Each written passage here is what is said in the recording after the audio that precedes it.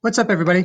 So we're getting into chapter 19 today. Chapter 19 deals all with the idea of finding the surface area of different solids.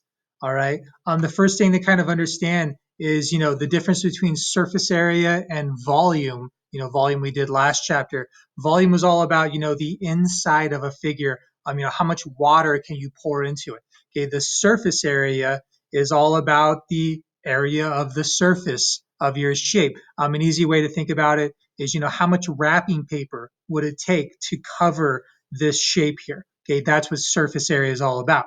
All right, a lot of the things we learned in the last chapter are going to apply to our formulas for finding the surface area. And then, there's going to be a little bit new stuff, obviously. Okay, so go ahead, take a minute, go ahead and get the title here and get the formula for the surface area of a prism. Draw yourself a prism, and yeah, we'll go from there. Okay, so this section is just all about the surface area of a prism. All right, first thing to remember, a prism is a solid that has two bases, and those two bases always, mirror, they don't mirror, they're always kind of running parallel to one another. All right, so let's take a look at the formula. Okay, so SA stands for surface area. So the surface area equals 2 times capital B, which again is the area of the base, times P, which is the perimeter of the base, plus P times H, the height of the prism. Okay, so just a couple things to point out. The capital B, area of the base, and capital H, height of the prism, those were the values that we used when we found the volume of prisms. Okay, the only thing that's new here is P, which is the perimeter of the base. All right, just remember the perimeter is the distance around a shape, adding up together all of the side lengths of a shape. All right, so really that's the only new thing here. The other stuff, is stuff we've done before, and the formula is obviously a little bit different. We got 2 times base plus perimeter times height. But yeah, once we get all these things in place, it's all about just typing it into a calculator. Okay, so yeah, let's go ahead and take a look at this, and we can make some sense of it. Okay, so go ahead, take a second and copy this shape here. We're going to find the surface area of it. Just a little reminder, when you go to draw prisms, I would always start by drawing the two bases. So in this case, these bases are these triangles like this. So one on top of another.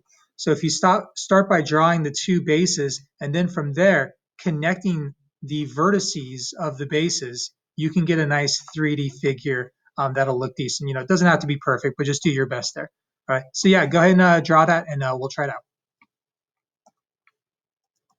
Okay. So yeah, first things first, let's just get our formula and start to make some sense out of it. So again, surface area equals 2 times capital B, the area of the base, plus the perimeter times the height. Okay, and by the perimeter, I mean the perimeter of the base. All right, so first thing, just like when we were finding surface area, maybe the most important part of this formula is getting capital B, the formula for the area of the base.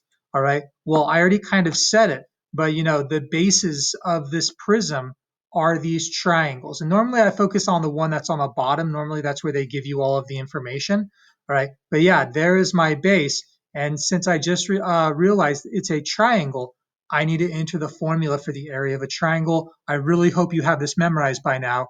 1/2 of the triangle's base times the triangle's height.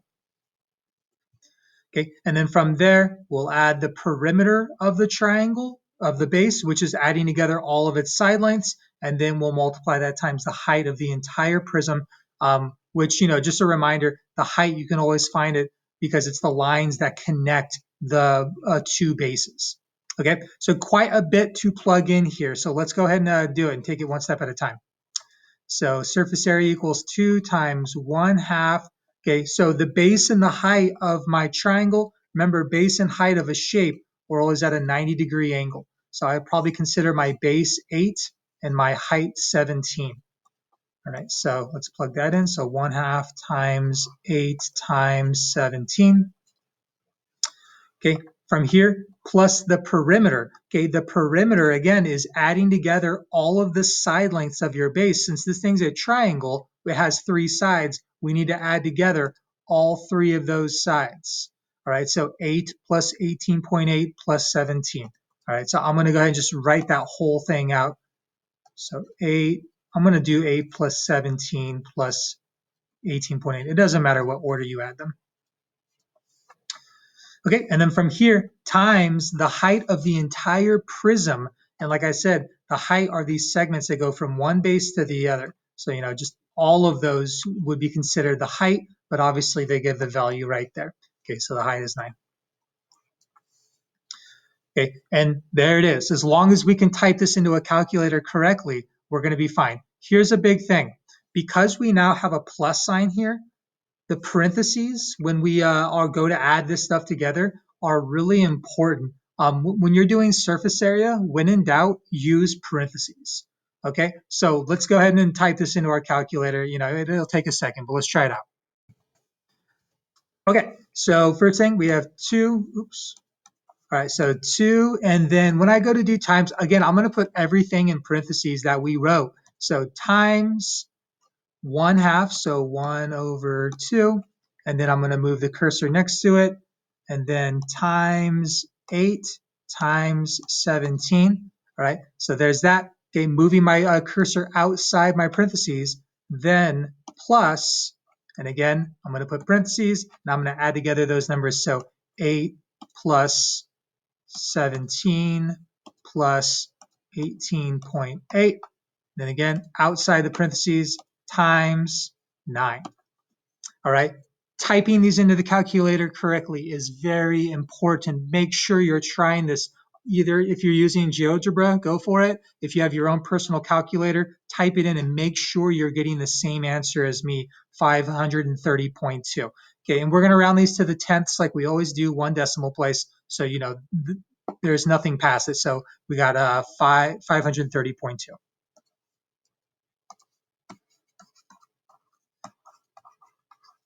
All right.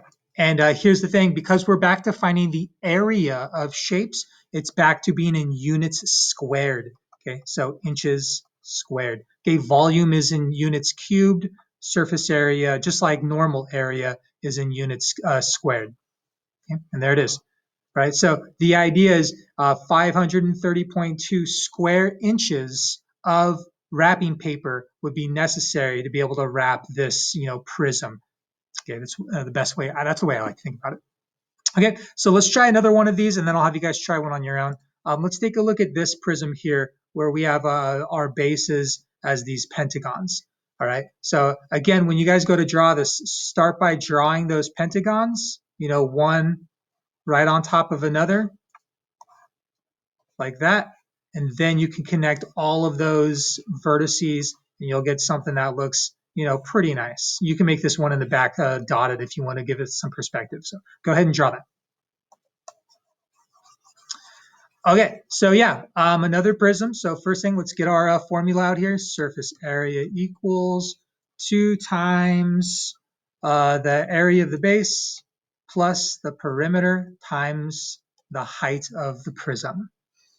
All right, first things first, let's go ahead and get in our capital B. Here's the thing, capital B, this is where this problem is a little strange because, the base of our prism here is a pentagon, and we haven't written out a formal formula for this. But here's how I recommended you guys find the area of this thing. What we can do here is we can turn this thing into a bunch of triangles. Okay, and if I can find the area of this triangle, I can multiply it by 5 to get the area of all 5 triangles, which would give me the area of the whole thing. All right, so that's what's a little strange. You know, one way of thinking about it is we're doing the area of a triangle times 5, right? So if we wanted to write a little formula in here, we could just do that. An area of a triangle and then times 5. Okay, so I don't hate that. That works as a formula here. We'll do that, and then we'll start plugging some numbers in. Okay, and then plus the perimeter of the base, which we'll get, times the height of the whole thing. Okay, so yeah, let's go ahead and write this out. So we got surface area equals 2 times 1/2 the base and the height of my triangle. Well, we've got it. The base of the triangle, if we're just looking at this thing, would be a 4, and the height of the triangle will be a 2. So 4 and 2, which, by the way, maybe I won't use parentheses in this. So times 4 times 2. I think that looks better. And then that will be times 5, because there are 5 triangles in here. So that will give us the area of our base. All right, from here, plus the perimeter of our base. Again, the perimeter is adding together all of the side lengths of that shape. It has 5 sides, and if you guys notice, they are all the same measure. They are all 4. Okay, so 4 plus 4 plus 4 plus 4 plus 4. That will give us the perimeter. Don't forget the plus sign. That's easy to forget. Okay, so adding together 5 fours. Okay, so there's us getting the perimeter of the base shape. And the last thing is times the height of the entire prism, again, going from one base to another. That would be 9. Okay, kind of crazy looking, but that's our formula. So from here, let's go ahead and type it in and see what we get. Okay, so yeah, let's type it in. So we got 2, and then in parentheses, I'm putting in the numbers for the area of the base. So that was 1/2, and then moving my cursor next to it, times 4 times 2, and then times 5, which, remember, that was the number of triangles that created the base of that shape. Okay, and then moving outside the cursor, we're doing plus. And then in parentheses, I'm adding together all of the side lengths. So 4 plus 4 plus 4 plus 4 plus 4. And then moving outside the parentheses, times 9. Okay, again, please make sure you're typing this into your calculator and not just watching this video. Really, typing this in for a lot of people is what is difficult on these problems. Okay, so I got 220. There it is. Okay, so the surface area equals 220, and we're talking about meters squared. Okay, cool. So I'm gonna have you guys, to finish this up, go ahead and find the surface area of this prism here. Just a couple things to point out. It looks like the base of this prism is a rectangle. Okay, I'm gonna leave it to you to remember the formula for the area of a rectangle. And then another thing, when you go to find the perimeter of the rectangle and you go to add together all 4 sides, remember the opposite sides of a rectangle are congruent. If this is 7, this is 7. If this is 4, this is 4. Okay, so I'm going to leave that to you guys. Go ahead and start out by writing out the formula. Surface area equals 2 times area of base plus perimeter times height. Okay, I'm going to start you there and see what you get. Okay, so surface area equals 2 times area of the base. Again, the base of this is a rectangle, and hopefully you remember to find the area of a rectangle, it's base times height. Okay, and then plus perimeter times height. Okay, so I just want to point out on this first, I guess on the second step, we're really just plugging in the formula for capital B. Okay, I would not recommend plugging in numbers on this first step because it's really easy to mess up these problems. It's worth taking multiple steps to keep your work looking clean. Okay, but yeah, now let's plug in the numbers. So the base and the height of this rectangle, I would probably consider the base of it 4 and the height of it 7. Okay, plus the perimeter of the rectangle. Like I said, opposite sides are congruent. So the perimeter is 4 plus 7 plus 4 plus 7, making your way all the way around.